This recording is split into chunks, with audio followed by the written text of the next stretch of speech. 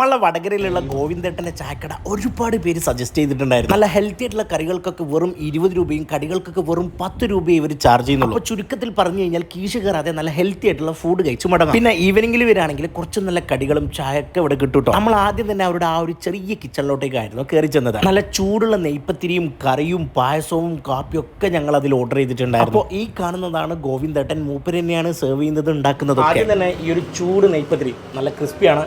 ഇത് നേരെ ഈ ഒരു പുയ്ക്കിൽ എങ്ങനെ അങ്ങോട്ട് മിക്സ് ചെയ്യുക, അതിങ്ങനെ കോരി എടുത്തിട്ട് അടിപൊളിയാണ്. ഇവരുടെ കടല മസാലയാണ് കഴിക്കുന്നത്. ഹെൽത്തി ആയിട്ടുള്ള ഫുഡാണ്, ചെറിയ പൈസയേ ഉള്ളൂ, നമുക്ക് എത്ര വേണമെങ്കിലും കഴിക്കാം. നമ്മുടെ വീട്ടിൽ നിന്നൊക്കെ കിട്ടുന്ന ഒരു ടേസ്റ്റ് ഇല്ല, കടല മസാലയുടെ സെയിം സാണ്. അപ്പോൾ അടുത്തതായിട്ട് നമ്മൾ മസാലക്കറിയാണ് കഴിക്കാൻ പോകുന്നത്. പക്ഷേ മസാലക്കറി കഴിക്കുന്നതിന് മുമ്പ് ബസ്സിൽ നിന്നൊക്കെ ഒരുപാട് പേര് ഇങ്ങോട്ട് നോക്കുന്നുണ്ട്. പക്ഷെ നമ്മളതൊന്നും മൈൻഡ് ചെയ്യുന്നില്ല. നമുക്ക് നേരെ ഫുഡ് മാത്രം ഫോക്കസ് ചെയ്യാം. എല്ലാം എടുക്കുക,